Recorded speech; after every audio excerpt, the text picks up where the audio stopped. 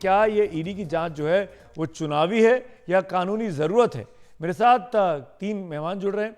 प्रणब झा प्रवक्ता हैं कांग्रेस के, स्वागत है आपका। सुब्रत पाठक भारतीय जनता पार्टी के सांसद हैं, बहुत बहुत स्वागत है आपका सुब्रत जी। और यशवर्धन आज़ाद साहब हैं जो कि पूर्व आईपीएस अधिकारी हैं, आपका भी स्वागत है और जांच एजेंसियों के कामकाज के बारे में बहुत अच्छे से समझते हैं। मेरा पहला सवाल प्रणब झा आप ही से है और वो ये सीधा सा सवाल है कि जब जांच एजेंसियों के पास कोई सबूत है, कोई चीज़ें मिली हैं, कोई पूछताछ में रिकवरी दिखाई जा रही है, फॉर एग्जांपल हेमंत सोरेन के पास गाड़ी दिखाई गई, 36 लाख रुपए दिखाए गए, जो अभी 4 दिन पहले दिल्ली में हुआ, क्या आपको लगता नहीं कि ऐसे में जांच करनी चाहिए इन एजेंसियों को? जी बिल्कुल करनी चाहिए। 36 लाख आखिर मामूली रकम तो है नहीं। ये 36 लाख अगर आप देखें मेहुल चौकसी की तुलना में और नीरव मोदी की तुलना में तो क्या है। जहां 7.5 लाख करोड़, संदेशरा के 10,000 करोड़, कुल मिला के 10 लाख करोड़, 36 लाख। एक मुख्यमंत्री, ट्राइबल मुख्यमंत्री के पास कितना बड़ा अपराध है आप और हम समझ सकते हैं और आपके दर्शक देखेंगे। आप जब पार्लियामेंट जाते हैं, आप और हम होते हैं पार्लियामेंट में, निशिकांत दुबे यहीं के एमपी हैं, सांसद है, उनकी गाड़ी की कीमत देखिएगा जरा। वो तो अपराधी हो नहीं सकते क्योंकि वो आदिवासी नहीं है। उनके पास, उनको अधिकार है, उनके वो बड़ी गाड़ी में चढ़ सकते हैं। एक मुख्यमंत्री जिसके पिताजी मुख्यमंत्री रहे हो, केंद्रीय मंत्री रहे हो, वो, उसके लिए इतना बड़ा गुनाह है, वो गाड़ी कैसे रख लेगा और वो 36 लाख रुपए रख लेगा। बहरहाल, बहस को मैं वापस लाते हुए पहले बधाई देता हूं आपको कि आपने हमारा काम बहुत आसान किया, बहुत निष्पक्षता से आपने रिपोर्ट रखी पूरी। फिर भी मैं 3-4 चीजें जो प्रमुखता से कहना चाहता हूं आपके दर्शकों के लिए कि कैसे जो है ईडी राजनीति से प्रेरित है। आपने खुद कहा कि 2019 के बाद कानून को बदला गया और कानून को इसलिए बदला गया क्योंकि सरकार फिर अपने विरोधियों के कान उमेट सके, उनके हाथ टेढ़े कर सके, जिसका प्रमाण है कि 2014 के बाद से ईडी के केसेस में 10 सालों में 4 गुना वृद्धि हुई है। और आपने खुद बताया, आपने शुरू किया जम्मू कश्मीर से और केरल तक लेके गए और बीच में आपने हिमाचल में वीरभद्र सिंह बेचारे गुजर गए, हुड्डा जी को भी बिठाया हुआ था, राजस्थान में गहलोत जी को बिठाया हुआ था, उनके भाई को बिठाया हुआ था, मध्य प्रदेश में कमलनाथ जी के भाई को बिठाया हुआ था, अभी आपने भूपेश बघेल जी की बात कर दी, झारखंड में जो खेल हो रहा है आपने देख ही लिया है, बिहार की बात तो अभी सरकार गिरा दी इन्होंने, बंगाल की बात में आपने खुद मुकुल की बात की और हेमंत बिस्वा की बात की, तो असम, केरल और ये सब में देखिए इस रेखा में सारे विपक्षी राज्य हैं। मैं कहता हूं आपको कि ये 10 सालों में ये क्या होता है, जब जब चुनाव आते हैं तो क्या करती है ईडी, सरकार झुंझुना बजवाती है और एक एक करके सबको कुर्सी पर बिठाती है, अपने सामने बिठाती है और उनकी छवि खराब करती है। और इनका काम क्या, अगर पूछे कि क्या कितनी ये साफ गोई से काम कर रहे हैं तो कहेंगे कि बहुत अच्छा हमारा कन्विक्शन रेट है।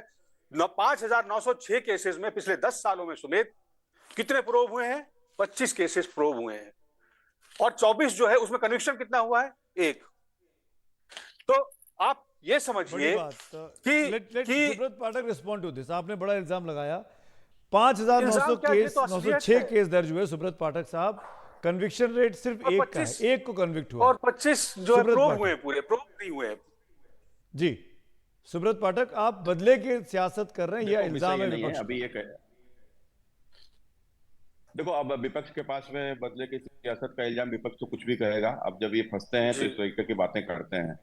और ये इनको शायद ये नहीं दिखाई पड़ा था जब नरेंद्र मोदी जी देश के प्रधानमंत्री थे, कोई सॉरी गुजरात के जब मुख्यमंत्री थे तो उनके ऊपर कोई आरोप नहीं था किसी प्रकार का भ्रष्टाचार का। उसके बाद जी तो भाजपा शासन में नहीं थी ना, केंद्र में कांग्रेस शासन में थी, इस वजह से पूछताछ होती थी। ठीक है, तो अब भाई आप शांत रहो, आप बोले नहीं ना। तो कुल मिलाकर उनसे पूछताछ होती थी। हमारे देश के वर्तमान गृह मंत्री अमित भाई शाह को किस प्रकार से जेल में रखने का काम ये कांग्रेस के द्वारा हुआ था। अच्छा, इनको भ्रष्टाचार तो भाजपा के नेता के पास में कोई भ्रष्टाचार तो मिलता नहीं था, नहीं तो ये लोग क्या करे होते भाई, इनका तो लंबे समय तक शासन रहा। दूसरी बात देखिए, ये कांग्रेस जो है ये भ्रष्टाचार की जननी है।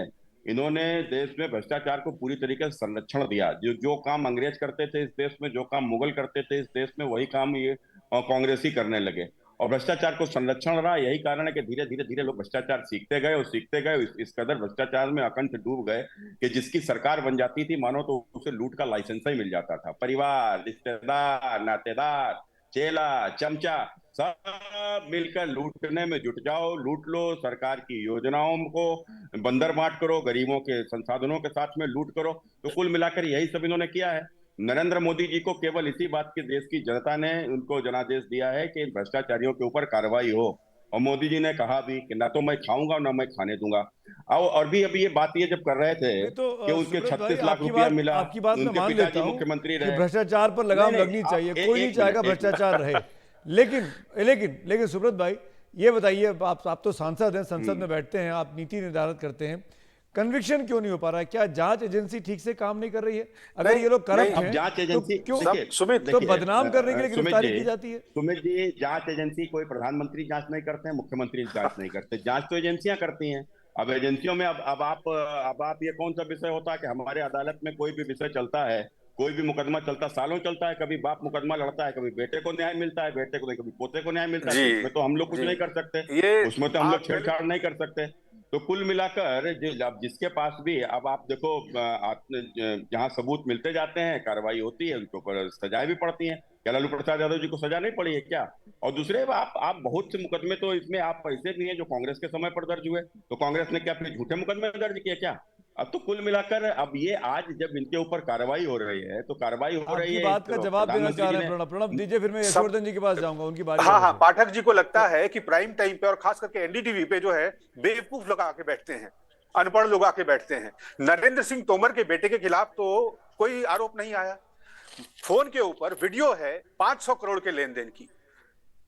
मैंने नीरव मोदी और इसकी अरे बात बता देखो, दी आप आपको, मेहुल अभी चौकसी अभी की। वीडियो ईडी का वीडियो काम क्या है? मुझे ऑडियो इनसे किसकी, ये सांसद से ये किसकी पूछिए ऑडियो कि वीडियो ईडी का बन काम जाए क्या है? भैया, ईडी का किसकी काम क्या ऑडियो है? वीडियो बन ये जाए। अभी ये अभी कि अब भगोड़ों को दूसरों पकड़े की आवाज जो से क्या जो क्या चीजें नहीं जो होती हैं, आज जो टेक्निक कहाँ जो तक लोग पहुंच गई, फिनेंशियल आप किस फ्रॉड प्रकार करते की हैं, बात कर जो रहे हो? फ्यूजिटिव आप हैं, एक तरफ उनको अपने आप पकड़े। को किसको समझदार भी पकड़ रही कहते हैं? हो, और दूसरी तरफ मुख्यमंत्रियों को, के विरोधियों खिलाफ इस को? प्रकार की बात तो कौन करते नहीं हो। समझ रहा है इसको?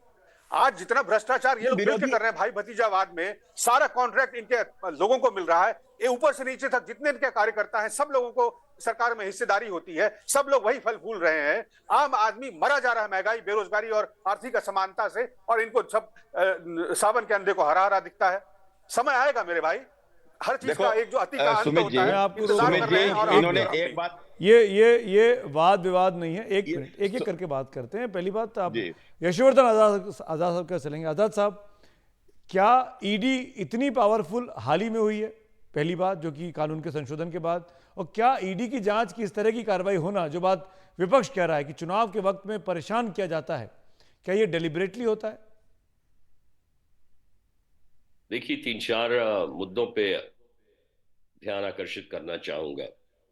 जी, सबसे पहले, ईडी कानून जो कांग्रेसी रिजीम में इतनी ताकतवर हुई, और उसके बाद 2019 में और भी उन्हें बल मिला, और सुप्रीम कोर्ट के तरफ से उन्हें पूरा उसका समर्थन मिला है।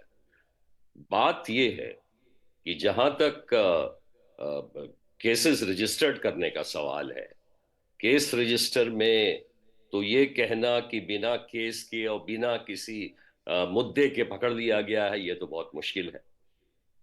दुरुपयोग का मतलब ये है कि एक तरफा कार्रवाई की जा रही है, इसमें कोई शक नहीं है। इलेक्शन के समय टाइमिंग का इस्तेमाल किया जाता है, इसमें कोई शक नहीं है। सारी पार्टियां करती हैं, ये भी कर रहे हैं, इसमें कोई नई चीज नहीं है। जहां तक यहाँ के लीडरशिप का सवाल है, मैं समझता हूं कि अगर ईडी की लीडरशिप, सीबीआई की लीडरशिप, अच्छे अफसर जो कि बिल्कुल इंडिपेंडेंट माइंडेड है, अगर उनके हाथ में है और वो सरकार से इतनी दबी नहीं हो, वो तत्काल कार्रवाई करेगी, वो नहीं छोड़ेगी उन लोगों को जो कि बीजेपी में भी हैं। एक बात और कहना चाहूंगा, हमारे यहाँ संस्कृति भ्रष्टाचार की है, और हमारी जो राजनीति है भ्रष्टाचार से ही चलती है। और ऐसे में अगर आप देखेंगे तो जैसे ये लिकर स्कैम है या जितने स्कैम, ये सारे स्टेट्स में चल रहे हैं। 40% का स्कैम कर्नाटका में भी हुआ था। अभी इन्होंने नरेंद्र तोमर जी के बेटे की बात की। इसलिए ये भ्रष्टाचार जो पूरे देश में फैला हुआ है, उस पे व्यापक कार्रवाई, समान रूप से कार्रवाई करने के लिए बहुत ही तगड़े अफसर चाहिए। वो हमें शायद। आजाद साहब, एक रिएक्शन और चाहूंगा मैं आपसे। क्या जो लोग पाला बदल लेते हैं, क्या उनके खिलाफ केस डाइल्यूट कर दिए जाते हैं या फाइलें बंद कर दी जाती हैं अलमारियों में? नहीं, आपने देखा होगा सुमित जी कि जैसे सीबीआई के केसेस थे, जितने भी डिस्प्रपोर्शनेट एसेट्स के केसेस थे, वो ठंडे बस्ते में डाल दिए जाते थे।